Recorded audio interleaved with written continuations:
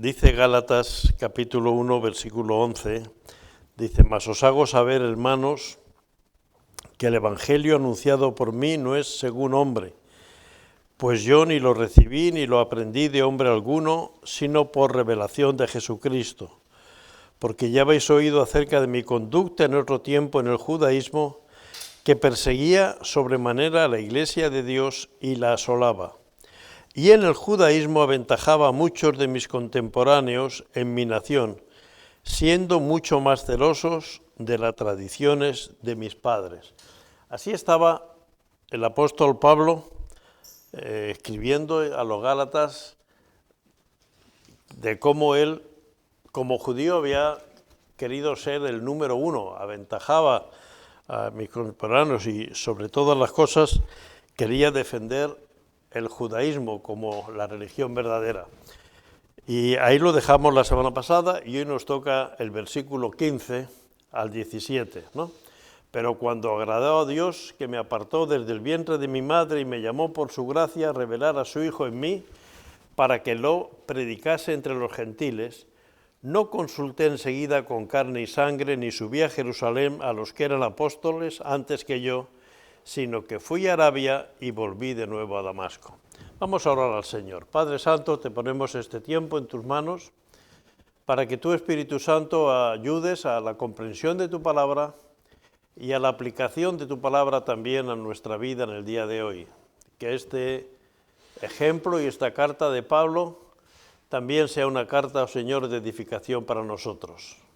Pedimos tu bendición para este tiempo, en el nombre de Jesús. Amén. Bueno, Pablo, después de decir, oye, que yo como judío, yo quería ser el primero, quería ser el que más atacaba a la iglesia, dice, pero cuando agradó a Dios, y es una cosa que él tiene muy en cuenta, no fue cuando yo quise, no fue cuando yo entendí, cuando agradó a Dios. Y hermanos, estamos aquí porque Dios nos ha llamado, porque Dios nos ha amado. Y eso es importante. Claro que nosotros podemos responder a la llamada de Dios o podemos no responder, pero siempre la iniciativa la toma el Señor, igual que lo hizo con Jesús. Entonces,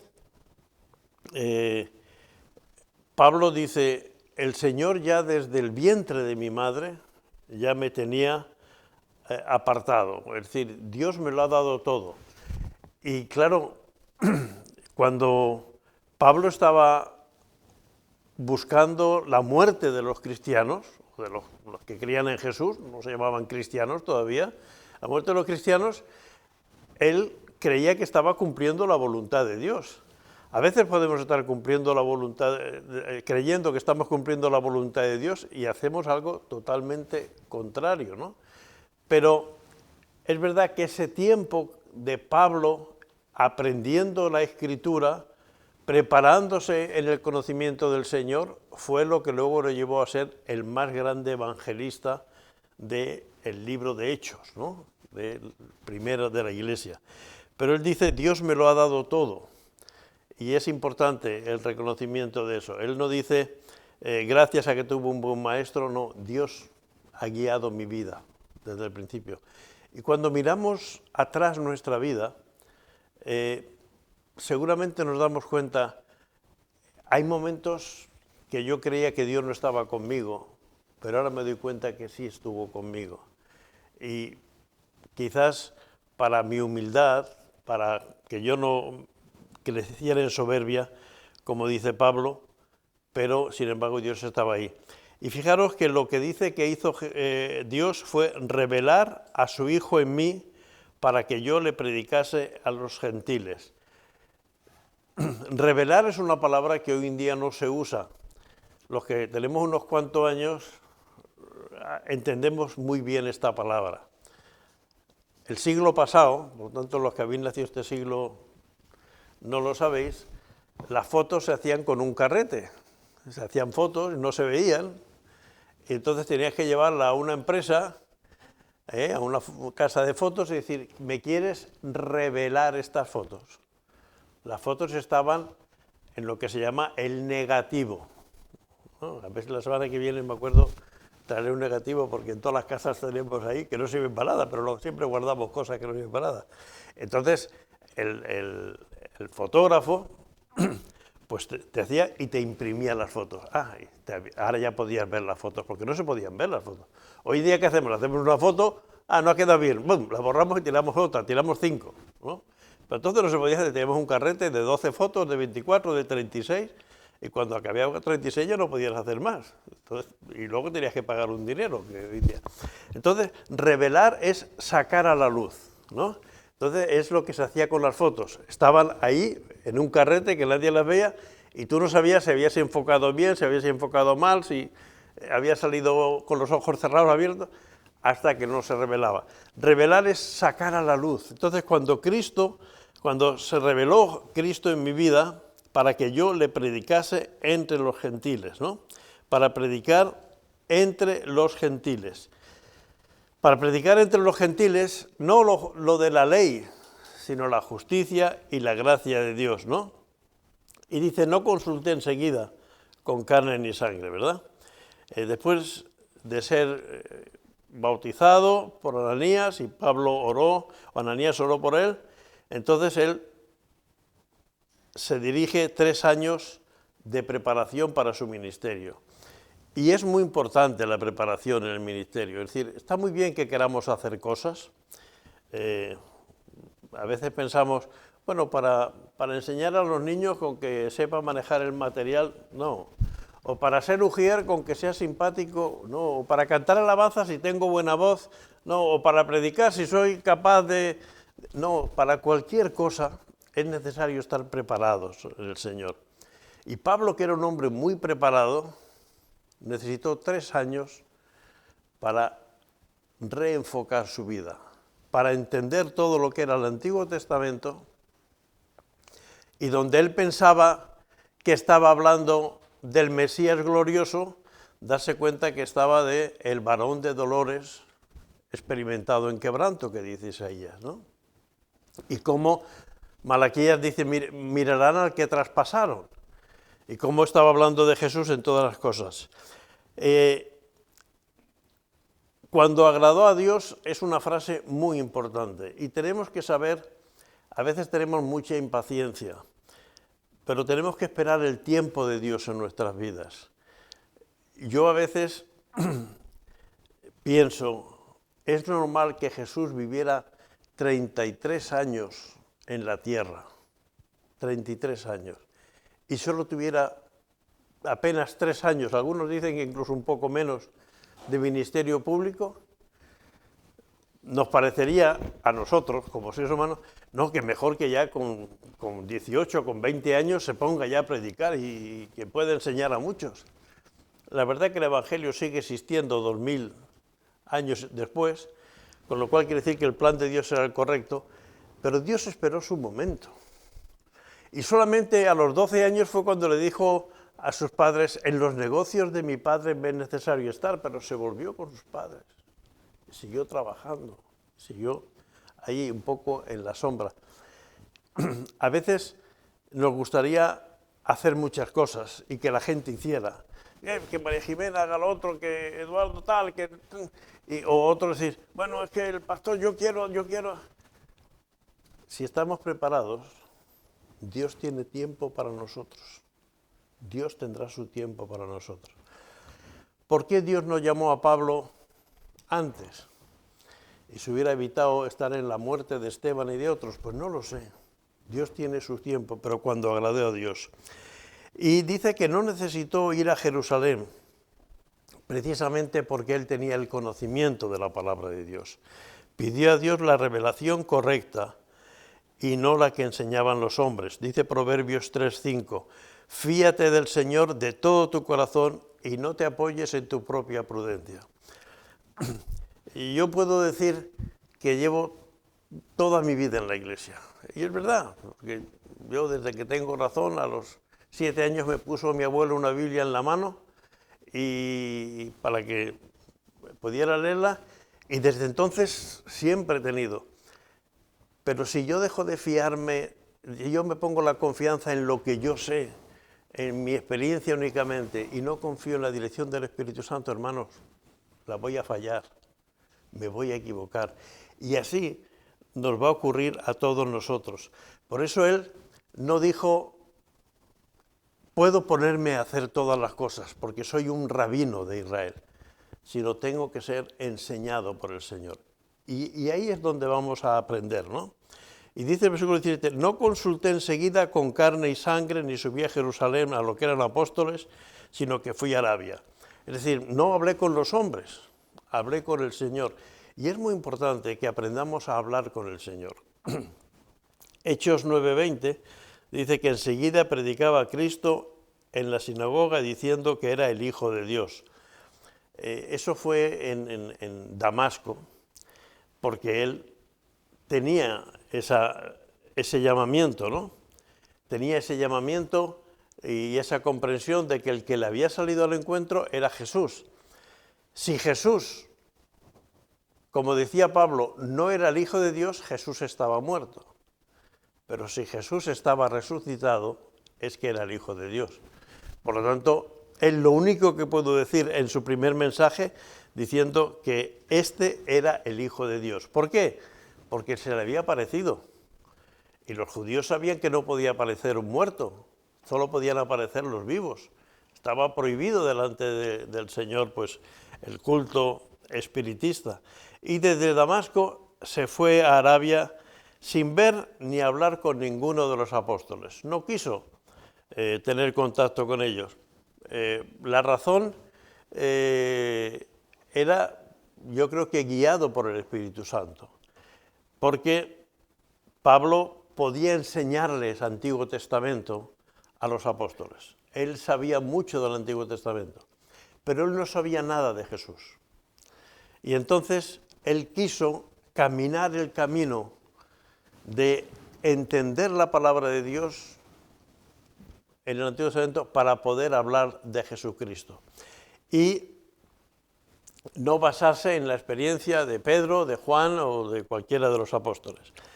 Gálatas 1, 18 y 19 dice, después, pasados 3 años, subí a Jerusalén para ver a Pedro y permanecí con él 15 días, pero no vi a ninguno otro de los apóstoles, sino a Jacobo, el hermano del Señor.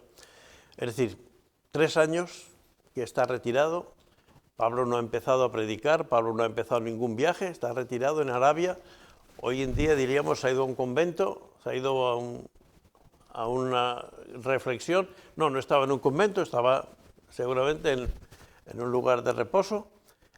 No sabemos cómo se mantuvo, quizás haciendo tiendas, como los beduinos necesitaban tiendas, supongo que era su oficio, y él va a Jerusalén y está 15 días hablando con Pedro. Se presenta Pedro, dice, yo soy Pablo, el que perseguía a los cristianos, y se pasa 15 días hablando con Pedro y con Jacobo. Jacobo, que era el hermano de Jesús. Jacobo, como Judas, los hermanos de Jesús, no creyeron en Jesús mientras él vivía, creyeron en Jesús cuando él resucitó. Pero sí que ellos habían visto muchas cosas de lo que era Jesús, sí que habían convivido con Jesús y es verdad que ninguno de ellos fue sus discípulos, pero sí que seguramente más de algunos de ellos, probablemente Jacobo, Judas, como María, sí estuvieron en el aposento alto. Este Jacobo es el que escribió el libro de Santiago y el que en Hechos 15 es el que dirige el primer concilio de la Iglesia. En Hechos 15 se monta el primer concilio de la Iglesia porque Pablo y Bernabé son acusados de que no están cumpliendo con la ley de Moisés. Pero ese concilio no se menciona en Gálatas, las indicaciones de ese concilio. En ese concilio es donde los apóstoles deciden, y Jacobo es el que dice, ha parecido bien al Espíritu Santo y a nosotros.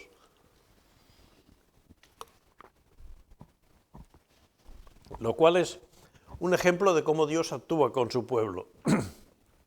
Ha parecido bien al Espíritu Santo y a nosotros no imponeros el que la gente tenga que circuncidarse, por ejemplo, ni que tenga que venir a las fiestas, y solo impone 4 cosas, es que no se coma de los sacrificados a los ídolos, que no se participe en actos de inmoralidad, en adulterio, y que no se coma carne de animal ahogado, etcétera, ¿no? Por lo tanto, y que no se coma sangre, ¿no?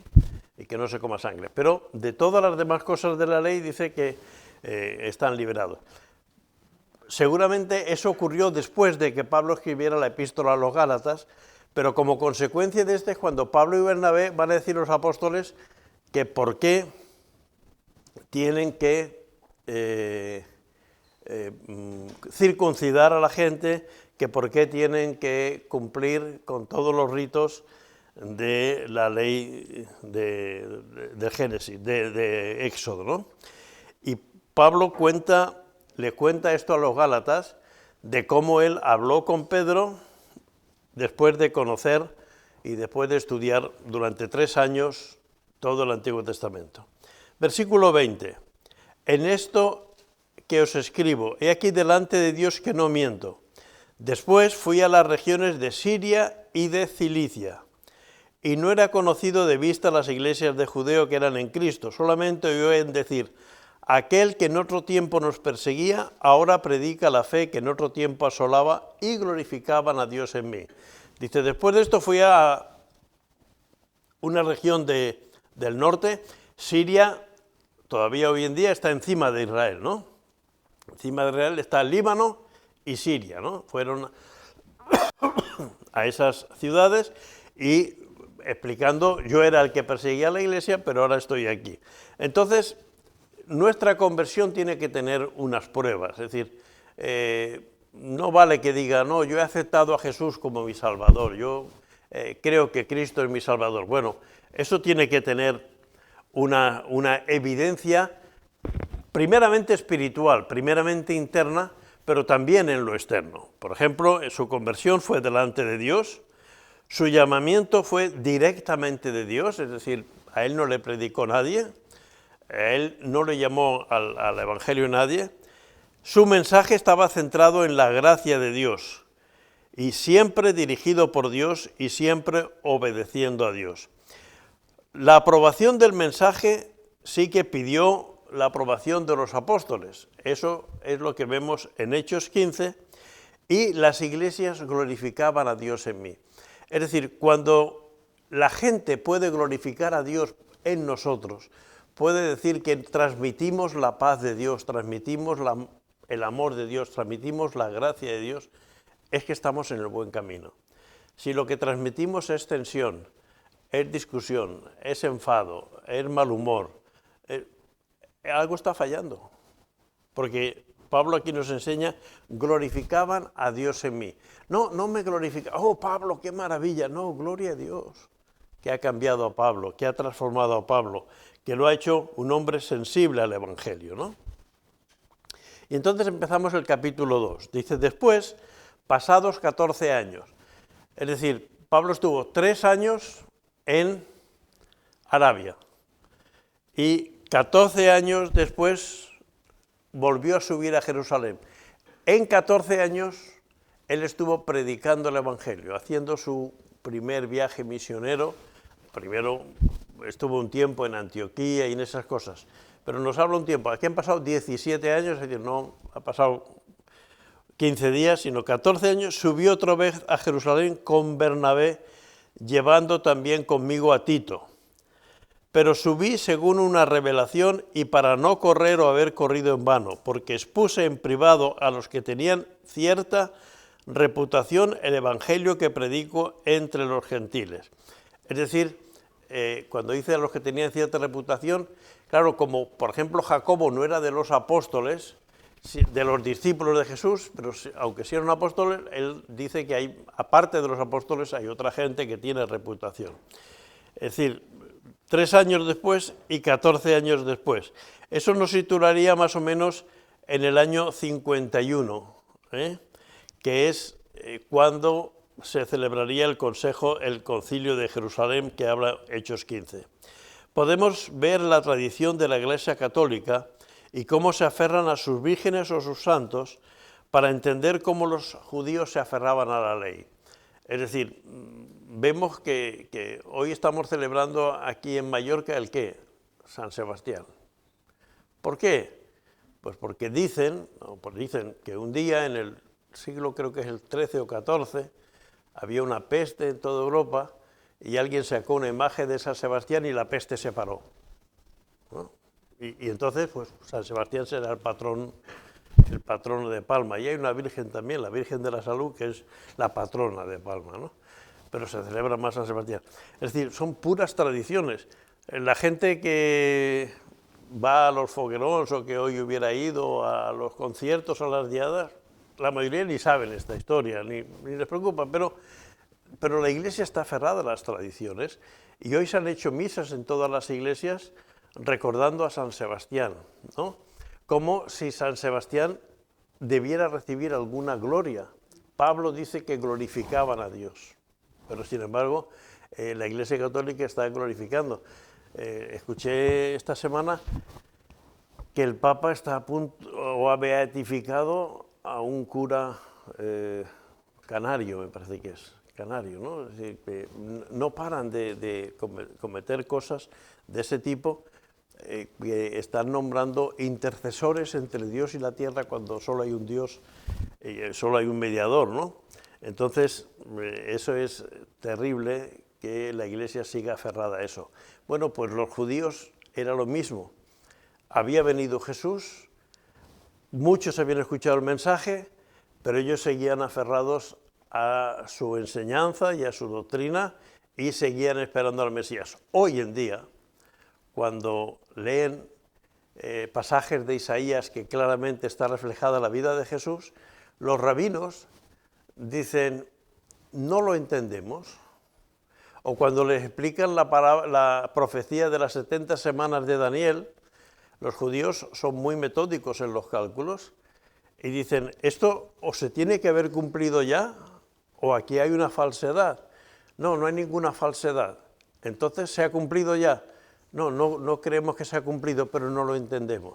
Simplemente dicen que no lo pueden explicar. Es decir, aunque algunos de ellos ya están hablando, la mayoría de los rabinos están aferrados a sus tradiciones. Eso está pasando todavía hoy, 2000 años después. Imaginaros 17, 20 y tantos años después de morir Jesús, es decir, en los principios del Evangelio, ¿no? En Hechos 15:1 dice que la enseñanza de los judaizantes era, entonces algunos que venían de Judea enseñaban a los hermanos, si no os circuncidéis conforme al rito de Moisés, no podéis ser salvos. Es decir, tenéis que cumplir la ley. Para poder ser judíos tenéis que cumplir la ley. Para poder ser salvos tenéis que cumplir la ley. Mirad, hay iglesias evangélicas donde te dicen, si tú quieres ser miembro de esta iglesia, tú tienes que bautizarte. Bueno, es que yo me bauticé cuando me convertí en la iglesia, en tal sitio, aquí tengo mi certificado, tengo una carta de mi pastor. Ah, no, si no te bautizo yo, no vale el bautismo. Con lo cual estamos diciendo que el único bautismo es el que hago yo, los otros no son hermanos dignos. Eso está pasando en iglesias evangélicas también. No es tan grave como eso, pero en el fondo es un disparate, porque un Señor, una fe, un bautismo, dice la palabra en Efesios, ¿no?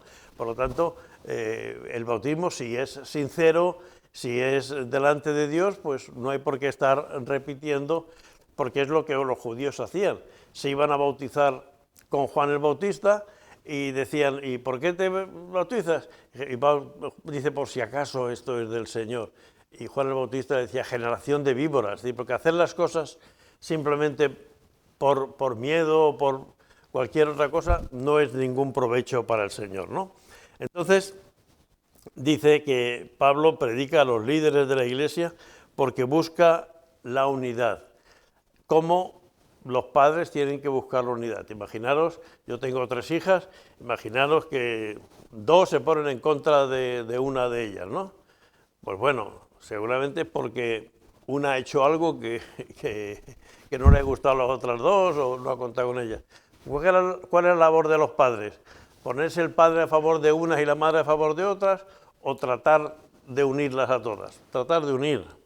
Es decir, ya bastantes problemas hay para que en las familias no tratemos de unir. Pablo lo que hace es tratar de unir. En ese tema, el tema Hoy en día nos parece muy sencillo, pero no es tan sencillo. ¿Se debe cumplir la ley o no se debe cumplir la ley? ¿Ha anulado Jesús con su sacrificio la ley de Moisés? Para decirlo que los 10 mandamientos están anulados. No, ¿verdad? Porque no matarás sigue siendo no matarás. O amarás al Señor tu Dios con todo tu corazón sigue existiendo. Ahora, las leyes de identidad del pueblo que solo cumplían los descendientes de Abraham, que luego han adquirido otros pueblos, pero que en principio solamente eran los judíos, esa era una seña de identidad del pueblo de Israel. Era tan una seña de identidad que era una de las pruebas que hacía Hitler cuando alguien decía, no, yo no soy judío, y era un hombre, lo hacían desnudar y decían, sí, tú eres judío. Y ya está, porque tenía la circuncisión hecha, porque los judíos siguen haciéndose la circuncisión hoy en día a los 8 días, como lo hizo Jesús. Entonces, Pablo dice, es importante que aclaremos esto con los líderes para que mi predicación no sea contraria a la vuestra, a la de Pedro, a la de Juan, sino que estemos todos de acuerdo, ¿no? Y era un tema importante, porque de esa decisión, pues suponía, no había que ir a Jerusalén en las fiestas, no había que hacer sacrificios de animales, y todas esas cosas que estaban cumplidas en Jesús, ¿no? Pablo no viene ni para que le enseñen los apóstoles, ni para pedir permiso, sino para contar el evangelio que estaba predicando y que si un creyente quería circuncidarse, que lo hicieran, pero por el motivo correcto. La circuncisión tenía 2 finalidades. Una era identidad de pueblo, es decir, Dios ha dicho que eso nos va a dar identidad de pueblo. Y la segunda era sanitaria. En aquellos tiempos no había las posibilidades higiénicas que hay hoy en día. Hoy en día podemos ducharnos todos los días, ¿no? Aunque cuando uno tiene cierta edad, le parece que con ducharse una vez al mes o mes y medio casi bastaría, ¿no? Pero hoy tenemos mucha higiene y muchas posibilidades. Tenemos agua, abrimos un grifo, pero, por ejemplo, hay sitios en el Sáhara, a raíz de cuando España perdió el Sáhara, se hizo una asociación que cada verano trae unos cuantos niños del Sáhara a convivir con familias en Mallorca y en diferentes puntos de España. Y me contaba un amigo mío que recibió uno de esos niños en su casa y que el primer día se pasó toda la tarde, era un niño pequeño, entonces el único grifo que llegaba era el del bidet. Y todo el día de la tarde abriendo el bidet, viendo salir el agua y cerrando el bidet, abriendo el bidet, porque para él eso de que saliera el agua de esa manera era un milagro, porque allí tenían que ir a buscar el agua a un pozo que estaba a varios kilómetros de su casa, venir con unos cántaros y cuidado con cómo se usaba ese agua. Bueno, pues la higiene, cuando no hay agua, la higiene evidentemente es peor y muchas de las enfermedades venéreas se evitaban con la circuncisión de los hombres. Por lo tanto, tenía una finalidad de identidad y de obediencia al mandamiento de Dios a Abraham, pero también tenía una finalidad de sanidad y de salud, ¿no? Y la obra de Dios entre los gentiles se cuenta en Hechos 11, 19 a 30, por medio de Bernabé y Pablo. Ahí, en Hechos 11, 19 a 30, cuenta todas las cosas que el Señor estaba haciendo y cómo estaba bendiciendo a los gentiles. Y en Hechos 13 habla de los dones y ministerios del Espíritu Santo en la iglesia de Antioquía. En la iglesia de Antioquía fue por primera vez, se llamó a los creyentes cristianos. Hasta entonces se decían los judíos, ¿no? O los judaizantes, o tal, pero hasta Hechos 13, por lo tanto bastante adelantado ya el siglo I, no se llamó cristianos. En Gálatas 1:7 vimos los que perturban y quieren pervertir el Evangelio, los que iban en contra de lo que Dios estaba haciendo con los gentiles. Es decir, si Jerusalén ya no iba a ser la capital de la iglesia cristiana, entonces Jerusalén iba a perder autoridad. Es decir, ¿cuál es uno de los poderes de Roma, de la Iglesia Católica? Que Roma es el centro. El Papa tiene que decidir cualquier cosa. Como os he dicho una vez, aquí podemos abrir una iglesia evangélica y si mañana encontramos otro local podemos decir que esta iglesia es traslada. Pero una iglesia católica no podemos abrirla. Si el Papa no recibe una petición del obispo y la autoriza. Es decir, el poder está en la ubicación. Que Jerusalén perdiera esa capacidad de ser el único templo que habría en el mundo. Los israelitas no tenían un templo en cada ciudad, ni siquiera en cada tribu, no, solo un templo en Jerusalén. Entonces eso daba, y eso se iba a perder, porque entonces si ya no hace falta venir a sacrificios, si ya somos templo del Espíritu Santo, como diría Pablo en otra epístola, pues todo eso, y para los judíos dirían, no, es que esto es totalmente contrario a lo que hemos aprendido, es que siempre nos han enseñado lo contrario, y es un poco lo que a veces nos dicen. Y como dice Pablo, subió con Bernabé. Bernabé era un judío que había vivido y nacido en Chipre, pero era un judío de la diáspora. El Imperio Romano expulsó a algunos o mandó a algunos fuera, pero eran judíos, de padres judíos, Bernabé. Pero Tito era un hombre gentil, ¿no? Y ni aun Tito, que estaba conmigo y ser griego, fue obligado a circuncidarse. Es decir, Tito, que además era alguien importante para el ministerio de Pablo, él fue puesto como pastor en Chipre.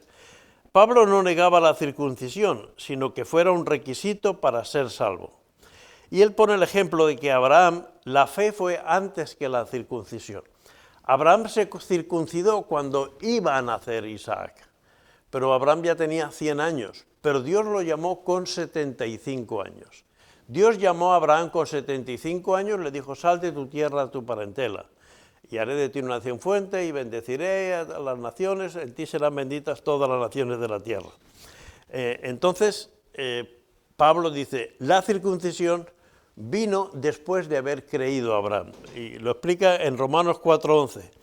Y recibió, Abraham se refiere a la circuncisión como señal, como sello de la justicia de la fe, que tú estando aún incircunciso para que fueras padre de todos los creyentes no circuncidados, a fin de que también a ellos la fe les sea contada por justicia. Abraham creyó a Dios y luego fue circuncidado. No tuvo que circuncidarse para que Dios le hablase. Como digo, fue 25 años después. Circuncidarse no era malo, pero no imprescindible para ser salvo. El hecho de que Tito, un líder de la Iglesia, no fuera obligado a circuncidarse en el concilio de Jerusalén, fue la victoria de Pablo sobre todos los falsos apóstoles. Es decir, que no dijeron, no, Tito no puede estar aquí con nosotros, congregado, hablando, si no se circuncida. No, fue aceptado perfectamente. Versículo 4 y 5. Y esto a pesar de los falsos hermanos introducidos a escondidas, que entraban para espiar nuestra libertad que tenemos en Cristo Jesús, para reducirnos a esclavitud, a los cuales ni por un momento accedimos a someternos, para que la verdad del Evangelio permaneciese con vosotros. Es decir, había judíos que entraban a las reuniones donde Pablo hablaba con los hermanos, a ver si estaba enseñando en contra de los judíos, ¿no? A ver si estaba hablando en contra de los judíos. Miren, cuando en España había dictadura, venían policías secretas a las iglesias evangélicas para ver si los pastores hablaban cosas en contra del gobierno o de la Iglesia Católica. Porque hay una parte del lenguaje evangélico que a veces puede ser mal confundido, porque si predicamos hay que tomar toda la armadura de Dios para luchar contra el enemigo. Y si el gobierno cree que la iglesia es su enemigo, dice, está buscando la armadura. O cuando dice, he peleado la batalla, he luchado. Y hay muchos mensajes en ese sentido de luchar, de pelear, de ganar, que nosotros lo entendemos en la batalla cristiana, pero que si alguien saca esas palabras de contexto puede decir, estos están en contra del gobierno o quieren montar una revolución por esas cosas. Y el problema es que esas personas que venían, yo no lo he visto, pero me lo han contado los pastores que he tenido, el problema es que siempre venían muy bien vestidos, ¿no? Y la gente de la iglesia pues enseguida los conocían, decían, ya están aquí hoy. Entonces ese día el pastor procuraba, si es eso, a lo mejor hacer algún énfasis sobre alguno de los temas importantes de la lucha del cristiano, no tenemos lucha contra carne ni sangre, sino contra potestades, y así, y con lo cual aquella gente se iba. Y me contó un pastor, Samuel Vila, que es un pionero en el Evangelio en España. La editorial CLIE la fundó él, aunque luego ya ahora es una multinacional, me parece, ya ha pasado. Y él dice que alguno de esos se convirtió, alguno de esos policías llegó a convertirse al Evangelio. Pero es introducir gente para ver sacar conclusiones. Eso es una forma muy negativa de hacer las cosas, es decir, que voy a ir a la reunión de oración a ver si dicen algo en contra de alguien o voy a infiltrarme para conseguir... No, los creyentes tenemos que hablar siempre cara a cara y de cara descubierta. Si se habla de la verdad del Evangelio, está claro que entonces hay un Evangelio falso, ¿no? Si hay la verdad del Evangelio, es que hay la mentira del Evangelio. No es que el Evangelio sea mentira, sino que hay quien la cambia y por lo tanto la cambia. La ley es el espejo que refleja el pecado o el indicador que señala el camino, pero es Cristo quien nos limpia o nos lleva a la seguridad de la salvación. Es decir, la ley no está anulada, la ley nos sirve para entender qué es lo que es pecado y qué es lo que no es pecado, ¿no? Es decir, si yo tengo hambre y voy al Mercadona o al supermercado que queráis y me cojo una manzana y me la como y tiro la esta, eso, según la ley, ¿qué es? Robar. Pues eso está mal. Si tengo hambre, pues puedo pedirla, y luego llevármela o buscar la manera, o trabajar o pensar por qué hay eso, pero robar sigue estando mal. Es decir, no hablemos ya de cosas más graves, ¿no? Esas cosas, ¿no? Pero en el Evangelio la cuestión no es de normas o de obras, sino de fe, ¿verdad? Porque por gracia sois salvos por medio de la fe. Y esto lo de vosotros, pues es un de Dios, no por obra, para que nadie se gloríe. Nadie pudo cumplir la ley en el Antiguo Testamento y nadie puede cumplir la ley en el Nuevo Testamento, solo Jesús. Entonces, si nadie puede cumplir la ley no puede ser la que marque la norma de mi vida. Tiene que ser la fe en Dios, ¿no? La verdad del Evangelio no es monopolio de ninguna persona ni denominación. Como dice Juan 14:6, yo soy el camino, la verdad y la vida. Es decir, la iglesia pentecostal o la iglesia metodista o la iglesia presbiteriana o la iglesia de embajadores, no, la verdad no somos nosotros, la verdad es Jesús. Y ese es el tema allí, y ahí tenemos que enfocarnos. Pablo había recibido el Evangelio de Jesucristo, sin embargo lo comparte a los dirigentes porque Dios no hace revelaciones especiales a nadie ni contrarias los unos a los otros. Pablo es verdad que no lo había evangelizado nadie, pero no podía ser que esos 3 años que Pablo estuvo estudiando la Biblia, para entendernos, el Antiguo Testamento, aunque no lo tenía seguramente en papel, algunos dicen que podía tenerlo por haber sido un rabino y haberlo conseguido, pero sí que la tenía en la cabeza. Dios no podía revelarle nada en contra de lo que Dios había revelado a los discípulos, de lo que Dios había revelado por el Espíritu Santo. Por lo tanto, eso es importante. Dios no me puede revelar a mí cosas en contra de vosotros, ni a vosotros cosas en contra de mí, ni cosas contrarias a unos y otros, porque si el Espíritu Santo es el mismo, el Espíritu Santo no puede contradecirse. Entonces, cuando hay una discusión, por ejemplo, entre los testigos de Jehová que han nacido de una iglesia cristiana, es decir, Russell y Rutherford, que fueron los dos primeros líderes de la iglesia, eran miembros de una iglesia evangélica, ¿no? Y cuando ellos dicen, es que Jesús, si era hombre, no podía ser Dios. Y si era Dios, no podía ser hombre. Por lo tanto, Jesús no puede ser Dios, porque era hombre y murió por nosotros. Porque ¿puede morir Dios? ¿Puede morir Dios? ¿Puede morir Dios? ¿Y Jesús murió? Son fáciles las preguntas, ¿eh? Sí, pero sí, Jesús murió, claro. ¿Dios puede morir? No. ¿Jesús murió? Sí. Pues Jesús no es Dios. Y resucitó. Es lo que... Y entonces, con esas dos preguntas, claro, si limitamos el Evangelio a esas dos preguntas, llegamos a esa conclusión. Pero claro, es que no han leído que Jesús se despojó de su deidad. Se quitó, dejó la deidad en el cielo y él se hizo hombre, se encarnó. Se encarnó de tal manera que llegó a nacer como un bebé. Y claro, el que murió fue ese bebé que estaba despojado de la deidad.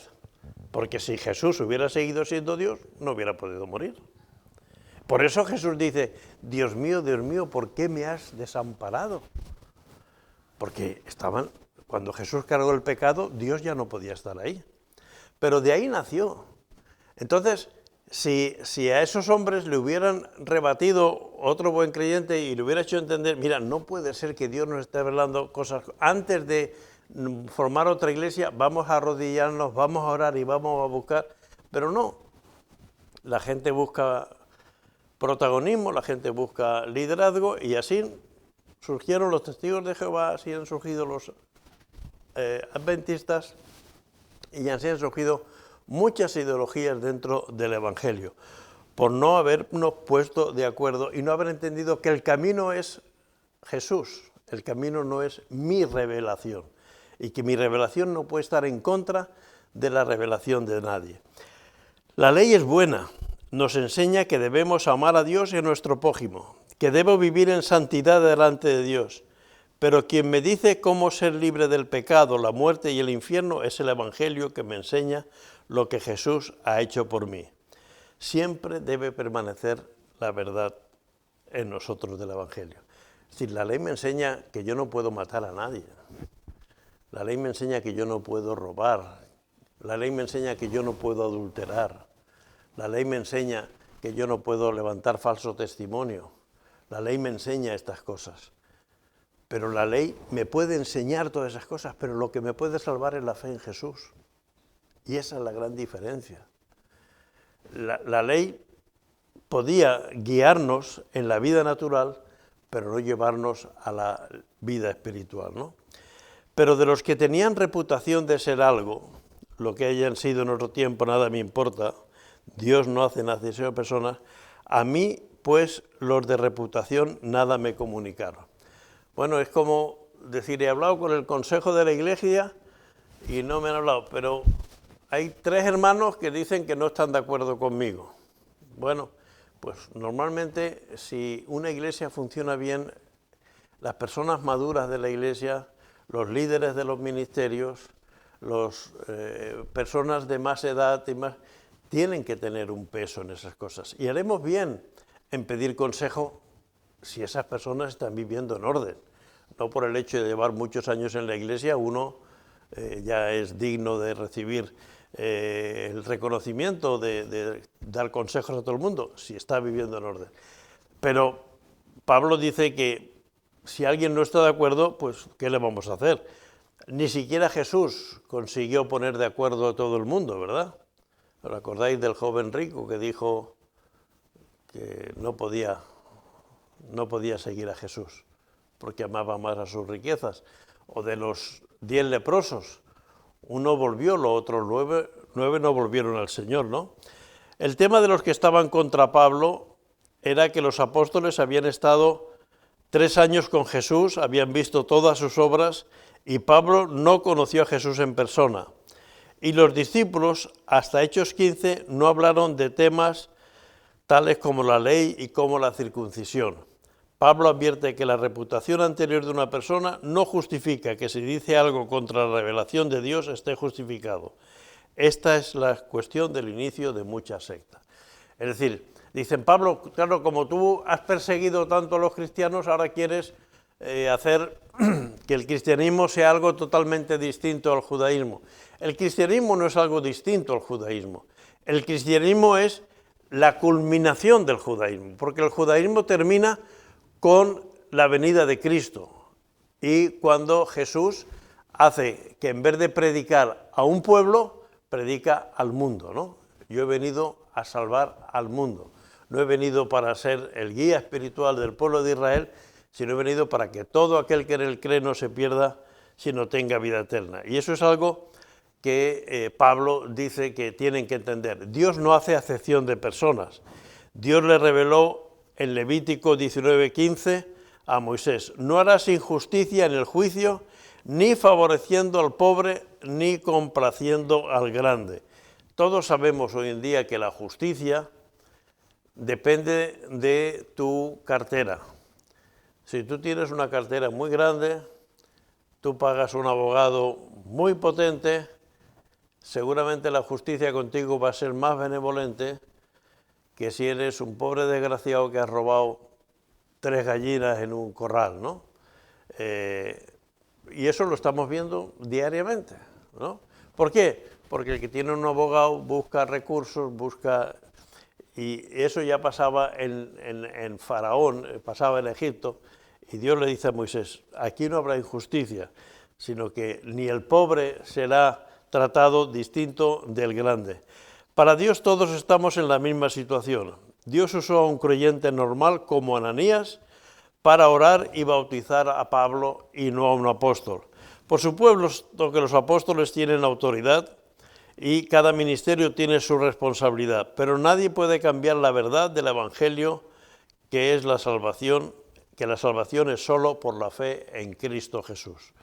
Nunca debemos deificar a ningún ministerio, honrar a cada uno como corresponde en lo correcto delante de Dios. Los de reputación dicen, nada nuevo me comunicaron, porque nadie cambia el Evangelio. Y eso es importante. Ni el ser pastor te da un nivel espiritual superior a nadie. Todos somos iguales delante de Dios. Todos hemos necesitado la sangre de Jesucristo que nos limpie de todo pecado. Por lo tanto, deificar a gente o tratar a gente como el ungido del Señor. Todos somos ungidos por el Espíritu Santo y todos merecemos eso. Dependerá de cómo sea nuestra relación con el Señor, que estemos andando más cerca o menos cerca de los caminos del Señor. Versículo 8 dice, antes por el contrario, como vieron que me había sido encomendado el evangelio de la incircuncisión, como a Pedro el de la circuncisión, pues el que actuó en Pedro para el apostolado de la circuncisión, actuó también a mí para con los gentiles. Y reconociendo la gracia que me había sido dada, Jacobo, Cefas y Juan, Cefas es el nombre judío de Pedro, ¿no? Y como Pablo era judío, pues aquí utiliza el nombre de Cefas, ¿no? Jacobo, Pedro y Juan, que eran considerados como columnas, nos dieron a mí y a Bernabé la diestra en señal de compañerismo, para que nosotros fuésemos a las gentiles y ellos a la circuncisión. Solamente nos pidieron que nos acordásemos de los pobres, lo cual también procuré con diligencia hacer. Es decir, parece que aquí dicen, bueno, el Señor te ha dado gracia. Pablo les cuenta lo que fue su primer viaje misionero. Pablo en su primer viaje misionero recorrió toda la parte de la diáspora de los judíos. Los judíos fueron expulsados por el Imperio Romano y la mayoría de los judíos enviaron a lo que, el primer día os enseñé un plano, a lo que hoy en día es Turquía, ¿no? Lo que en aquel tiempo era Asia Menor.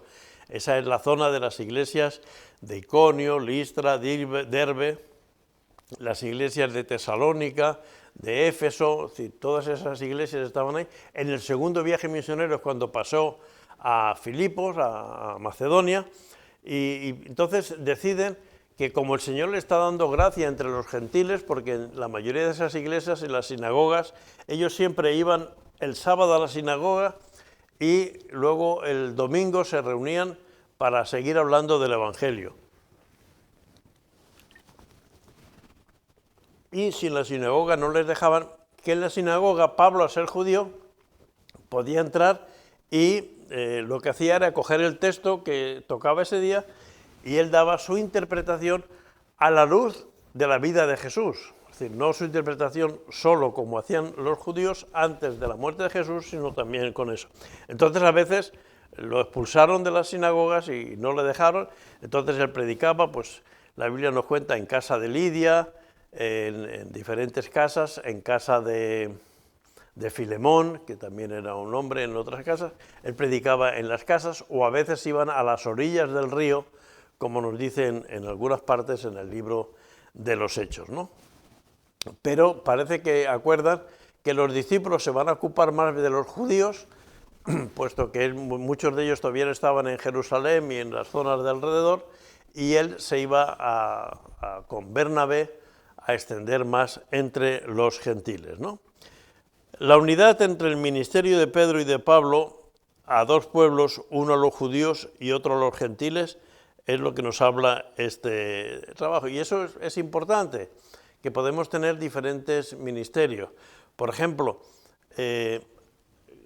hoy en día tenemos el ministerio de organizaciones que ayudan a drogadictos o a personas con problemas de adicciones alcohólicas o al juego, como Remar o Betel o Reto, y está bien, y está bien que ellos se puedan ocupar de eso, porque, por ejemplo, la iglesia de Murillo de los Molinos, que hicimos hace 40 años, pues bueno, vamos a ayudar también nosotros. Entonces en Mallorca no estaba todavía ni Remar, ni Reto, ni eso. Vamos a intentar ayudar, intentamos hacer cosas, pero al final no sabíamos, porque para poderte meter a ayudar en un tema concreto, tienes que conocer muy bien ese tema, ¿no? Y entonces realmente los drogadictos acababan riéndose casi de nosotros, ¿no? Y compramos una finca allí por Algaida. Al final esa finca se la vendimos a Reto y le dijimos a Remar, oye, venid a hacer vosotros la cosa. Pusimos un local a su disposición y ellos vinieron y ellos conocían las cosas. Les cuento una anécdota. Teníamos reuniones y ellos se reunían en un local que teníamos, tenían allí su esta, y venían a la iglesia allí a Murillo y estaba yo un día hablando con uno de los responsables en la puerta después de acabar una reunión y estaba tal y cual y salía uno de los chicos, hombre, de Dios, y aquel le dijo, oye, esa chaqueta que llevas, tú no has entrado con ella. Sí, devuélvela. Estaba saliendo de la iglesia llevándose una chaqueta. ¿Por qué? Pues porque nosotros nos fiamos, pero ese que era el responsable, ese sabía que su intención era llevarse una chaqueta, o luego tuvimos que decir, cuidado con los bolsos. ¿Por qué? Pues porque normalmente a veces dejábamos los bolsos o dejamos las cosas, y claro, cuando entra en la iglesia todo tipo de gente, pues ya no estamos en la misma disposición que estábamos cuando creíamos que era una iglesia donde todo el mundo buscaba amar al Señor y servir al Señor. Por lo tanto, yo me di cuenta y le dije, oye, ¿tú cómo te has dado cuenta? Y dice, porque era nueva y nosotros nunca compramos ropa nueva, siempre la compramos usada porque no tenemos un duro, ¿no? Claro, él sabía y por eso tenían que ser ellos los que podían ayudar a gente que estaba así. Entonces, está bien distribuirse como hicieron en aquel tiempo, hicieron entre los judíos y los gentiles. Los discípulos se ocuparon más bien de los judíos y Pablo y Bernabé fueron a los gentiles. En Hechos 16, 1, 3 dice que Pablo circuncida a Timoteo y no circuncida a Tito, porque Timoteo era hijo de judía y fue circuncidado por amor a los judíos. A Tito lo querían circuncidar a los judaizantes, ¿no? Es decir, que ¿por qué Pablo sí circuncidó a Timoteo? Que Timoteo era hijo de una mujer judía, como sabéis, dice su madre Loida y su abuela Eunice, ¿no? Entonces consintió en circuncidar a Timoteo, pero a Tito no lo quiso circuncidar. Es decir, Pablo en eso pues hacía a veces las cosas un poco por lo que sentía, pero no quería que nadie obligase a circuncidar. ¿Por qué dice que a Pedro se le encomienda lo de la circuncisión y a Pablo lo de la circuncisión? Fue Pedro quien primero predicó en casa de un incircunciso, que fue en casa de Cornelio. Y Pablo no iba siempre a las sinagogas a predicar. Sí, las dos cosas. No quiere decir que Pedro no podía hacer cosas con los incircuncisos, sino que era un trabajo conjunto, ¿no? Se refiere a que los apóstoles se quedaron en Jerusalén hasta que empezó la persecución y la destrucción de Jerusalén era ya inminente. Pablo iba por otras ciudades y países y llevaba el evangelio a los judíos y a los no judíos. Pablo menciona a Pedro, Juan y Jacobo como pilares de la iglesia que le apoyaron en su ministerio. Este Jacobo no era el apóstol, como he dicho antes, sino el hermano de Jesús. Dar la diestra en señal de compañerismo habla de la aprobación de Pedro, Juan y Jacobo al ministerio de Pablo. Es decir, era la forma de decir, estamos de acuerdo. Solo les pidieron que tuvieran en cuenta a los pobres, porque por temas de la fe muchos creyentes se empobrecían. Es decir, había mucha gente que decían, no queremos trabajadores que no sean judíos, y si no querían judíos, pues entonces se quedaban sin trabajo por aceptar al Señor. Siempre ha habido más facilidad para apoyar falsas doctrinas o temas contrarios al Evangelio que para apoyar a la Iglesia. Hoy, por ejemplo, se apoya las fiestas del orgullo gay, las procesiones de Semana Santa, pero no se apoyan planes del Evangelio, ¿no? Tú quieres hacer un plan del Evangelio y eso tiene más dificultades, ¿no? Pero cuando Pedro vino a Antioquía, le resistí cara a cara porque era de condenar. Darse la diestra de compañerismo en ese saludo de caballeros, pero ¿qué es resistir cara a cara? A ver, Lua, ven tú que eres una chica seria, que los demás no son muy serios. A ver, Lua, ¿qué es resistir cara a cara? A ver, ven, no tengas miedo si yo no... Yo hablo un poco fuerte alguna vez, pero no muerdo. ¿Qué es resistir cara a cara?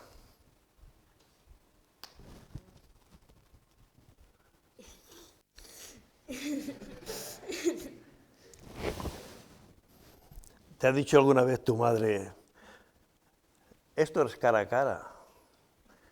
Es decir, hubo una discusión muy fuerte. No fue decir, mira, Lua, venga. No, cara a cara. Pero eso es para la semana que viene. Esa pelea es para la semana que viene. La semana que viene no venga, ¿no? La semana que viene, vamos, porque algo interesante de la Biblia es que nos habla de los fallos de Sansón, de la negación de Pedro, de los errores que cometió David. Es decir, y aquí nos habla de las discusiones. No, pero ¿cómo puede ser que David y Indalecio, los he visto, estaban ahí discutiendo, pero ahí mirándose cara a cara? Si los dos son responsables, ¿por qué no? Pedro y Pablo lo dicen, resistí cara a cara. Ya veremos por qué, ¿no? Pero hay veces que tenemos que ponernos serios. Y hay veces que el Evangelio tiene que ser una posición firme. Porque no es cualquier cosa. Y en ese momento estaba en peligro la integridad del Evangelio. Y ante la integridad del Evangelio no podemos ceder nada. Mire, podemos ceder si el culto lo hacemos el domingo por la mañana o por la tarde. Si leemos la Biblia de la versión del 60 o la nueva traducción viviente, podemos ceder en eso. Si usamos pantallas o no usamos pantallas. Si queremos sillas o nos ponemos de pie o nos ponemos podemos, pero la integridad del Evangelio, el día que empecemos a negociar la identidad del Evangelio, la Iglesia se pierde. Ahí se empieza a perder la Iglesia. Y ante esa situación hay que ponerse firme y decir, por aquí no podemos pasar. Aunque sea Pedro, aunque sea el pastor de la Iglesia el que quiere, una iglesia fiel es una iglesia que le dice al pastor, esto no puede ser. no hermanos, es que tenéis que venir a servirme a mí, necesito que me limpiéis el coche porque ha llovido mucho y esas cosas. Bueno, otra cosa es que alguien me diga te quiero limpiar el coche, tal. Pero que yo diga que me tiene que limpiar la gente el coche. ¿Dónde se ha visto eso?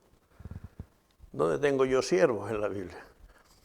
Bueno, veo que algunos se levanta la mano, debe ser que quiere limpiarme el coche. Pero luego... Yo digo, quiero que me limpie la casa. Pastor, por esta época del 2024 del 2026, pero el año pasado, un amigo mío, el pastor de la iglesia, le hizo varias semanas y le perdonaba solo el sábado, porque son de los que descansan el sábado, en nombre de Dios, hasta que cayó con él. Pues mándame ese hermano si es tan obediente, a ver que trabaje para mí. Entonces, al pastor no me lo mande, al pastor no más. No, hay que conocer la Biblia, hermano. Es decir, yo puedo hacer cualquier cosa por otro, pero yo no puedo obligar a nadie a que haga cosas por mí. Yo no tengo siervos, yo soy un siervo. Y cuando no enfocamos bien eso es un problema. Es un problema, y hay veces que sobre todo en los ministerios de dirección de la iglesia es donde a veces hay más problemas. Por eso la iglesia tiene que ser sabia. Porque una iglesia sabia es la que le dice, pues mire pastor, voy a andar con usted, le voy a hacer esto, pero mire, que sepa que eso lo hago por amor a Dios y por amor a usted, pero no porque esa sea el plan de Dios.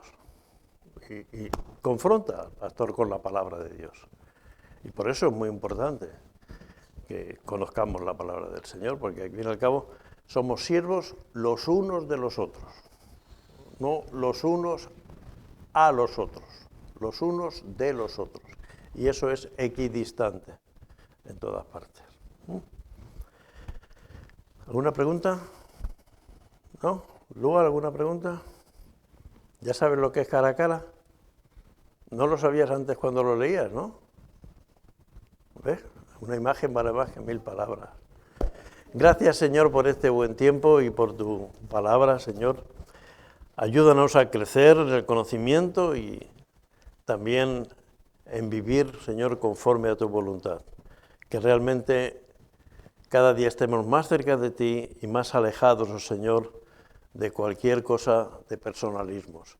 Bendice y llévanos con bendición hasta nuestros hogares, que en el nombre de Jesús te lo pedimos. Amén. Señor les bendiga, hermanos.